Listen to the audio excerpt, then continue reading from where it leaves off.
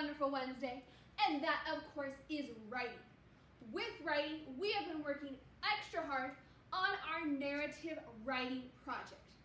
We have built a great portion of our writing project and our story so far. We worked on brainstorming our main character, who our story is going to be about, and all their lovely traits. As well as on Monday, you created the story plot, the events that happen in your story. The introduction, the problem, and the solution. So we have the solid meat of our story, the main character and the plot. But before we get to writing and drafting our story, the last super important aspect that we need to talk about for narrative writing is descriptive writing, where we need to describe, tell more about the events and the character that we're going to write about in our story. Descriptive writing is going to make our story more interesting and fun for our reader to read, and that is going to be our goal today. So, let's check out our learning target for Wednesday. It says, I can use descriptive language to show, not tell, details in a story. So as we said, descriptive language is our big focus of today. We're going to be practicing what it means to show, not tell with our writing. It's going to be our goal to show the events and details in our story. Details are going to be your character, who they are, what they're like. Also details are the events, what's happening in the story, what kind of objects are in your story. All of this can be grown and made into beautiful writing using descriptive language. And we're going to be practicing showing, not just telling, what we want to write about. So, first, what exactly is descriptive language, and why is it so important for us to use to become a better writer? So, second grade, descriptive language, what it does is it helps the reader imagine, make a picture, use their imagination, helps the reader imagine the characters and events in the story. So just like we have our little friend over here, she's imagining, she has an image in her mind of herself as an astronaut. It's not something she sees or is happening in real life, but she has a picture, an image in her mind. And that is what descriptive language does for our reader. It creates a picture or an image in their mind where they can really see the events that are taking place in our story. They're not just reading about it. With all our awesome descriptive and word choices, they can see what is happening. They can get a really clear picture of what we're trying to write about and say. So, with this beautiful tool of descriptive language, we're going to practice telling the difference between two kinds of writing: showing versus telling. Telling is a more simple version. It's easier, but also kind of boring to read about. But showing is what makes our writing exciting. It makes it fun to read, engaging, beautiful. So we're going to practice taking boring old telling sentences and transforming them with our language and description into showing sentences. So let's see what I mean. So second grade, I could tell you I am angry. Okay, I told you I was angry. I let you know that I am angry. But that's all you kind of know. That just, I have this feeling, I am angry. But we want to take this sentence and transform it to show that I am angry. What does your body look like when it feels the emotion of anger? What is happening to your body? How could someone see that you are angry. So, to go from I am angry to show this, we could say, my face turned red and my hands were shaky. So my face was turning red and my hands were shaky. That is what it looks like to show that I am angry. That's what my body would look like. My face is red and my hands are shaky. This way, you have a much clearer image in your mind of what someone looks like when they're angry. So you can really picture this event as you're reading about it. So we're taking sentences where we just tell someone an event in the story and making sentences where we show what's happening, showing the emotion or what something looks like. So here's another example. What if we have this telling sentence? There is a dog. Okay, cool. There's a dog. We know it's there, but that's all we know. There is a dog, but we don't know anything else about the dog. So it's very hard to picture exactly what the writer is talking about in your mind as you're reading it. So we want to take this simple telling sentence, there is a dog, and fluff it up, spice it up to show this dog with our writing. Because there's no pictures, we have to use our words to show what this dog looks like to our reader. So instead, we could say, I see a dusty brown dog with a white, shiny collar. I see a dusty brown dog with a white, shiny collar. So now we have a much clearer image of what this dog looks like. We're able to see it in our minds because the writer showed us with their words. The color of the fur and the color and texture of the collar. It's so much more exciting to read about than saying there is a dog, than just telling. We can now see so much more about this dog. So this is our goal today, second grade. We're going to take a telling sentence and spice it up into a showing sentence so it can be fabulous. So right now, you are going to need your conversation buddy out for this lesson. So if you don't have him nearby, you can pause me and go get him. But you need your conversation buddy ready to go because you're going to practice showing them different emotion and objects. Okay, you got your buddy? So second grade, we're going to practice taking telling sentences and showing it instead with our words. So this first sentence says, I am afraid. I am afraid. So someone told you that. They said it very simply. The emotion that they're feeling is they're afraid. But what does that look like? How could you see that someone is afraid? Can you show me what it means to be afraid on your body? Can you show me if you're afraid?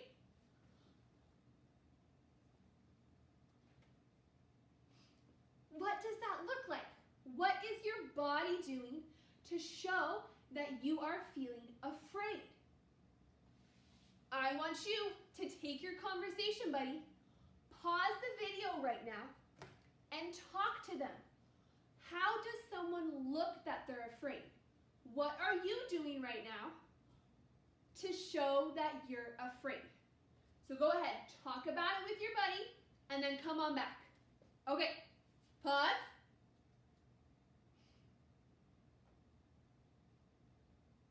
Okay, how did that conversation go? Were you able to explain what you looked like? Here's some other ideas to show what being afraid looks like in your writing. Let's see if you talked about any of these. First up, you could say your heart is beating nonstop. A lot of times when you're afraid, your heart starts beating even faster. That's one way to show that someone is afraid. Or your hands are trembling, your knees are shaking, or your lips are quivering. So part of your body is moving to show that you're feeling afraid.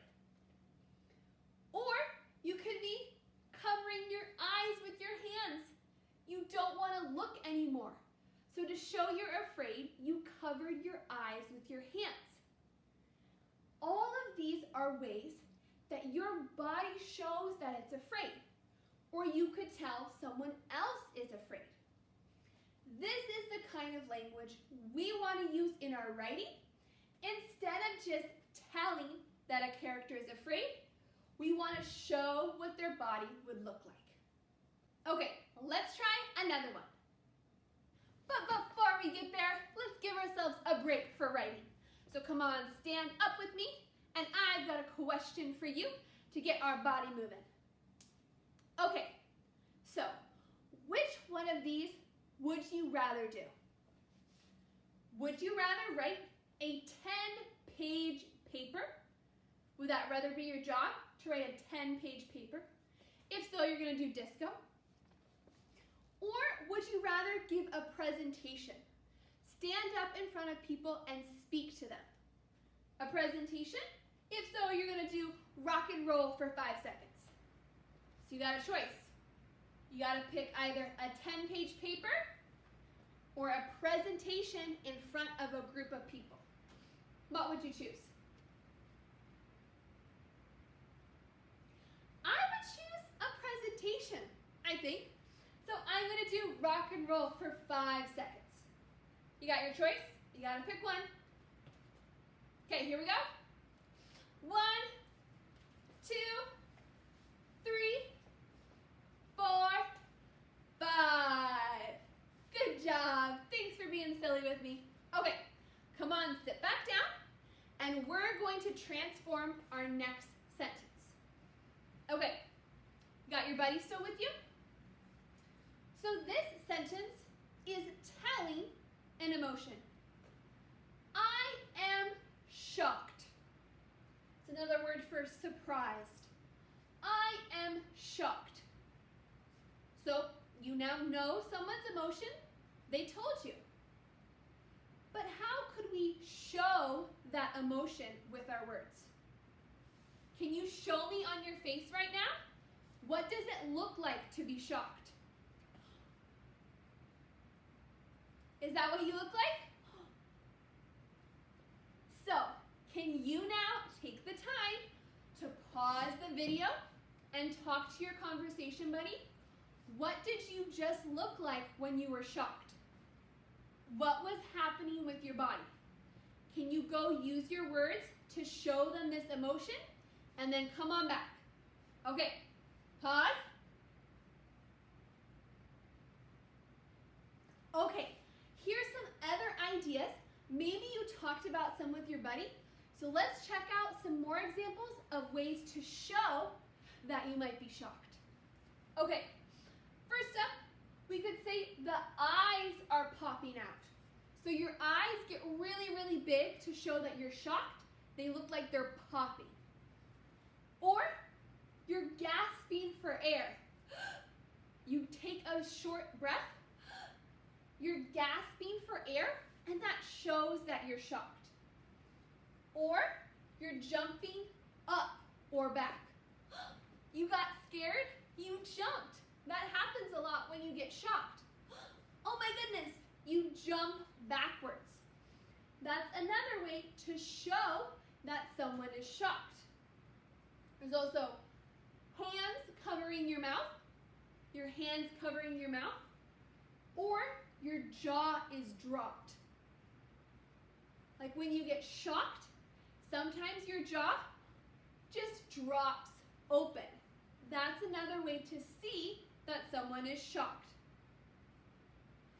So all of this lovely language we could use in our writing to show that a character is shocked which is way more exciting than just telling them. Okay, get your buddy back out and let's talk about another emotion.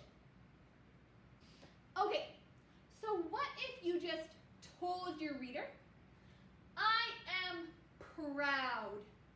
I am proud. You told them what you feel. It's quite simple. But we want to show our reader that we're proud. How could we use our words in our writing to show them that we're proud?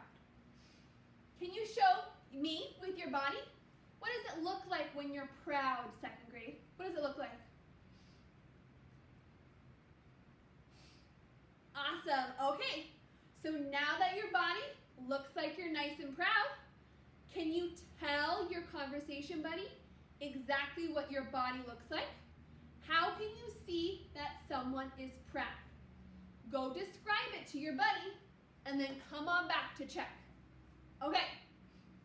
Pause. Okay, I hope you had a great conversation about looking proud. So what are some ways that we might have talked about? So first up, you could be standing with your chin held high. I know I was looking like that, but your chin is held high. You're proud, so you have a nice presence. Your chin is up. You can see that you're proud. Or that your chest is sticking out. Your chest is nice and big because you are proud. That's another way to show. Or did you say that you're smiling big and wide? You're usually happy when you're proud because you did something awesome. So we could see a big smile on your face. That's one way to show that someone is proud.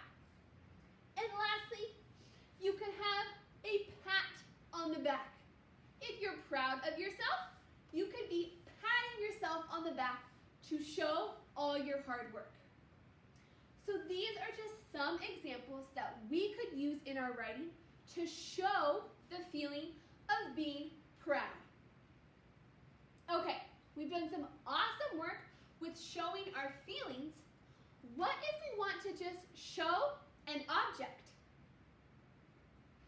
Okay, check this out, second grade. We have a telling simple sentence. This is a pencil. That's correct. This is a pencil. But there's so much more to that we could say. This sentence is just telling us what we see. But can you show us what the pencil looks like with your words? If you had your conversation buddy and you closed their eyes and they couldn't see the pencil, they can't see what the pencil looks like, how would you show the pencil to them with your words? So take some time right now, describe to your conversation buddy, they can't see, what does this pencil look like? Just with your words, describe everything about this pencil in great detail. Okay, pause. Great job chatting. This is what I said to describe, to show the pencil to Mr. Mo. I said the yellow pencil is long and thin with green, shiny writing. So I showed multiple aspects of the pencil. Its color, what shape it was, and the details, the green, shiny writing. I was able to show what the pencil looks like so Mr. Mo could see that image in his head and really understand what I was talking about. Okay, are you ready for our last one? What if we want to write about some clouds? We could tell these are clouds. Okay, you told your reader there are clouds. They have that information. But they can't see the clouds. They don't know what they look like. So how can we show our reader using our words? So looking at this picture, your conversation buddy can't see the picture. They're looking away. Can you describe to your buddy, show them what these clouds look like? Use your beautiful language to show your buddy, make an image in their mind of what the clouds look like. Describe everything about them. Okay, give it your last shot. Pause. Okay, were you able to show your buddy these clouds? Here is what I told Mr. Mo. The white, fluffy clouds are floating high in the sky. So I was able to show what the clouds look like. They were white and they're very fluffy. And then where the clouds were. They were floating high up in the sky. So Mr. Mo could really picture the shape of the clouds and where they were and what they were doing. In just this short sentence, we're able to show so much about that cloud and paint that picture in our buddies or our reader's mind. So this is our big goal when we are doing our narrative writing second grade. As we write about our characters and the problem and solution, we want to show everyone what is happening in our story using our words. And it's something that I believe every single one of you is perfectly capable of doing. So, you're going to practice right now transforming telling sentences into showing sentences. So what your job, Super Scholars, is to draw this graph or chart in your notebook or any paper that you can save and reference once we start writing. But you're going to take these 4 telling sentences and show that information instead with your words. So you're going to take, I am excited. Use your words to show what it means to be excited. I see a tree. What does this tree look like? What does it sound like? I see a chair. What does the chair look like? What color is it? What does it feel like when you sit in it? I am nervous. You're telling someone you feel nervous, but what does it look like to be nervous? How can you see that someone's having that emotion? So you're going to take these 4 short sentences and make them beautiful, build them, and show the emotion or the object that you are talking about. Just like we were practicing with our buddy, you're just going to be writing that language down to practice showing with your words on paper. So copy this chart down into a notebook or anything you can save, and I can't wait to see the transformation that happens from telling sentences to showing sentences. So get that imagination going and let's go get to work.